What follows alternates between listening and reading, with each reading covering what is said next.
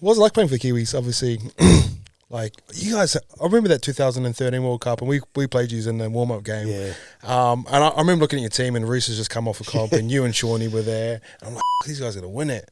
But what was it like? Obviously, playing for Kiwis, captaining them. What was that experience like? I love it, mate. Yeah, I love it. It's a dream come true every time I get to play for the Kiwis. I mean, it's what I've wanted to do my entire life since I was a kid. And, you know, to still get the opportunity to this day and play for them. And, you know, I was fortunate enough to captain them at a young age. And You would have been young as it. yeah, I was young. I captained the Kiwis. I think I was still only 22 when I captained New Zealand in 2013. I hadn't quite turned 23. And that I'll never forget that day. You know, Stephen Kearney gave me the reins that day. Simon Mannering had gone down with an injury. And, yeah, I just think every time I've pulled on the black and white jersey, it's been a really pivotal moment in my career and a moment that I'll never forget. And there's been some special campaigns. You know, the 2014 Four Nations stands out. We beat the Aussies in Wellington in the final. The 2015 Anzac Day Test, we beat them. And then obviously the Pacific Champs last year was super special. It was like playing in the middle. I actually enjoyed it. It was really funny how that panned out and pretty cool. Like I wasn't expecting to get the call up at all.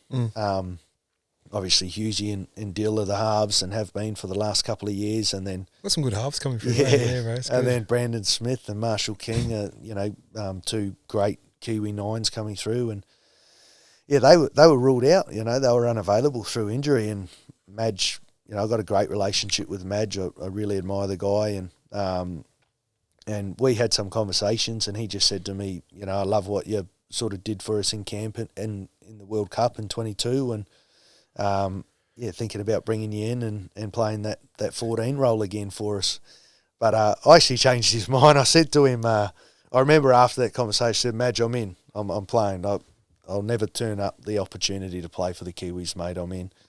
But I remember saying to him, mate, what's your thoughts about starting me at 9? And he said, well, geez, you're mad, Foz. You know, what's your reasoning behind that? I said, well, mate, I'm not a natural 9.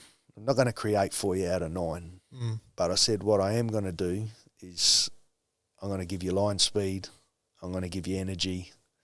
Hopefully give you some hit. Yeah. You know, and blow the gas out.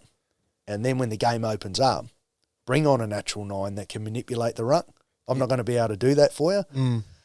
And I remember him saying, geez, that's not a bad point, Foss. It's all right. And as it turned out, I ended up starting all 3 games. Yep. You know, it was really cool. But, it was just interesting. I think it worked. You know, in the end, I haven't played much 9. You know, all my career has been 6 or 7. And to go into a test match and play 9, we had to play to the style that suited us.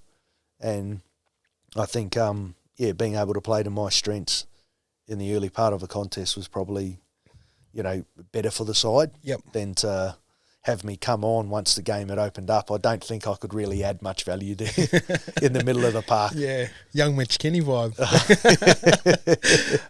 One thing that me and Norms are laughing at, like, which worked really well for the Kiwis, is obviously when the boys have a shot down the edge, and you know how the middle of the 9 holds the middle, and you guys could just play shape on shape, and it was quick too, because obviously you'd be able to see it pretty clearly if the 4-man's inside the post. You're like, fuck, give me the ball, we're going. But that edge to edge shape, it was quick, bro. It worked out well. Yeah, like you said, you've been able to shift across the field. You know, me playing in the middle as a 9, I could hold that centre part of the field and get the ball to Dill and Hughesy. And, it was, like I said, special team to be a part of, So many great players in that team. And who's I know we talked about Jerome Hughes a lot, but who's one guy that really stood out for that camp that kind of surprised you a bit? It might have been with training ethic, it might have been a speech on the field. Was there anyone that really stood out for you?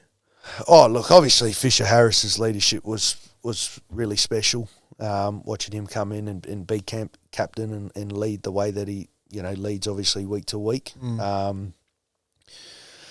Someone that stood out.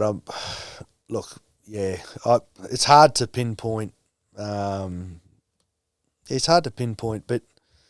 Chance was someone that probably come of age, I reckon. I've known Chance for a while now, and I've watched his footy career closely, and I was actually with him in 2017 at the Warriors when he was a young pup just coming through on his journey. But watching his footy IQ and his growth through that campaign was something that probably stands out. He's really come of age as not just a running fullback, but he can ball play. He can, his passes are silky. Yeah, he's got that nice last touch now too. Like the boom. Yeah. Things like that he probably didn't have a couple of years ago in his repertoire, and he's got that now. And I think he's a player that stood out in that campaign. But there was a number of them. Love that.